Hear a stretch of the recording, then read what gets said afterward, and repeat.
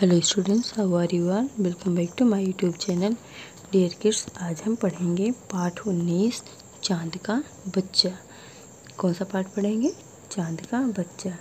अच्छा बताइए, इस पाठ को चांद का बच्चा क्यों कहा गया है? इस पाठ को चांद का बच्चा इसलिए कहा गया कि जो चांद है वो डेली डेली क्या करता है, अपना आकार चेंज करता है। तो इसीलिए इसे चांद का बच्चा कहा गया, क्योंकि कभी ये बहुत छोटा तो कभी ये बहुत बड़ा हो जाता है, तो कभी ये इतना छोटा सा तो कभी ये इतना सा तो कभी इतना सा। इसलिए लेखक ने इसे क्या कहा है, चांद का बच्चा कहा है। तो आइए देखते हैं इस कविता को।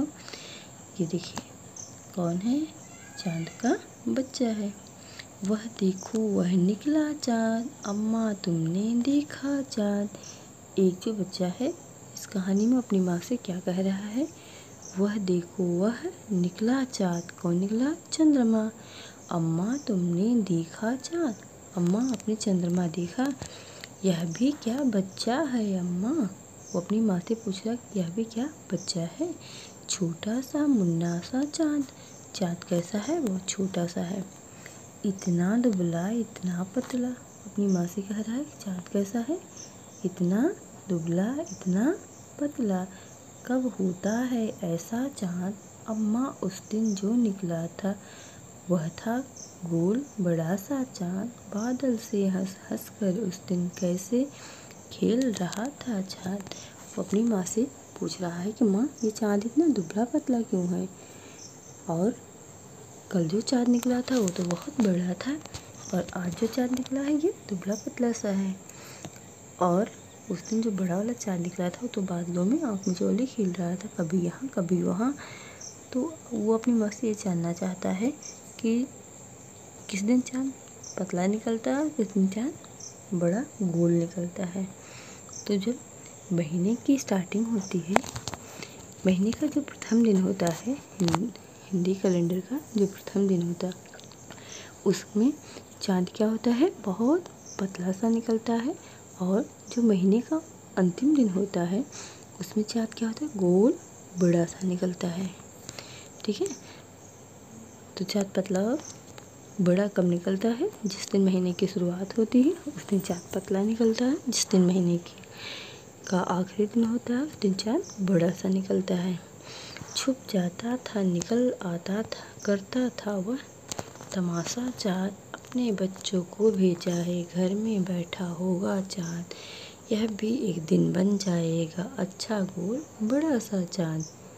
तो क्या कह रहा है वो, कभी जो चाँद उस दिन निकला था क्या करता था, कभी छुप जाता था कभी निकल जाता था। जब आसमान में बादल होते हैं तो चाँद के ऊपर से बादल जब जाते हैं तो बादल जब ऊपर हो जाते हैं चाँद उसके नीचे होता है, तो बच्चे को लगता है कि चाँद क्या है, छुप जा रहा है। और जब बादल वहाँ से निकल जाते थे तो आसमान साफ़ हो जाता है, तो बच्चों को क्या लगता था कि वो बाहर आ गया है। कौन? चाँद। तो आज वो क्या कह रहा है कि वो जो चाँद है आज खुद नहीं आया है, वो अपने बच्चे को भेजा है, और खुद कहाँ है, घर में बैठा होगा। और ये जो छोटा बच्चा है एक दिन ये भी क्या होगा, बहुत बड़ा सा गोल चाँद बन जाएगा, बहुत बड़ा सा गोल चाँद बन जाएगा। अच्छा अम्मा कल क्या तुमने मुझको कहा था मेरा चाँद। और वो अपनी माँ से पूछता है कि जैसे ये चाँद है क्या आप भी मुझे चाँद बुलाते हैं? यस, आप सबके घरों में आपकी जो माँ हैं वो आपको क्या कहती है, मेरा लाल है, मेरा चाँद है, मेरा सूरज है, मेरा बेटा है। बहुत सारे नामों से आपकी मम्मी लोग आपको बुलाती हैं। तो चलिए देखते हैं इसमें क्या क्वेश्चन है। बातचीत के लिए। यह कविता किसके विषय में? यह कविता चाँद के विषय में। किसके विषय में? चाँद के विषय में है। कविता का नाम चाँद का बच्चा क्यों रखा गया होगा? क्योंकि चाँद बहुत छोटा सा और पतला सा था, इसीलिए उसका नाम क्या रख दिया गया, चाँद का बच्चा। आप इस कविता को क्या नाम देना चाहेंगे? मैं तो सोच रही थी मैं इस कविता का नाम दे दूँ चाँद की कलाएँ। क्या दे दूँ? चाँद की कलाएँ। चाँद की कलाएँ। तो आपको कोई और नाम अच्छा लग रहा तो मुझे भी कमेंट बॉक्स में कमेंट करके ज़रूर बताइएगा। क्या चाँद हमेशा गोल ही दिखता है? नहीं, चाँद हमेशा क्या है, गोल नहीं दिखता है। आपकी माँ आपको क्या कहकर पुकारती है? मेरी माँ तो मुझे मेरा बेटा कह के पुकारती हैं, मेरा सूरज कहती हैं। आपकी मम्मी लोग भी आपको बहुत कुछ कहती हैं। तो चलिए जरा आप मुझे कमेंट में ज़रूर बताइएगा कि आपकी मम्मी आपको क्या कहती हैं। शब्दों का खेल। नीचे दी गई वस्तुएं कैसी हैं? गोल, चौकोर, तिकोनी रेखा खींचकर मिलाइए, यानी मैचिंग करना है। तो आप क्या करेंगे, सर्कल को यहाँ मिलाएंगे, ट्रायंगल को यहाँ और स्क्वायर को यहाँ मैच कर देंगे। आगे देखिए, तो मिलने वाले शब्दों को खोजकर लिखिए। गोल, बोल।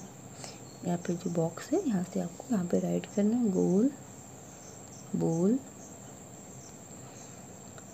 छोटा, लोटा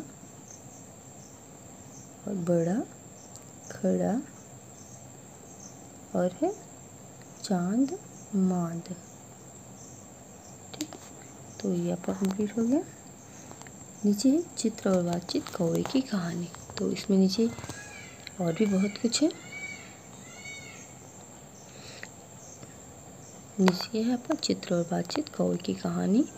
तो नीचे और भी बहुत कुछ है, इसको हम आप नेक्स्ट क्लास में देखेंगे। तब तक आप अपने इस वर्क को कंप्लीट करिए। So take care, bye bye.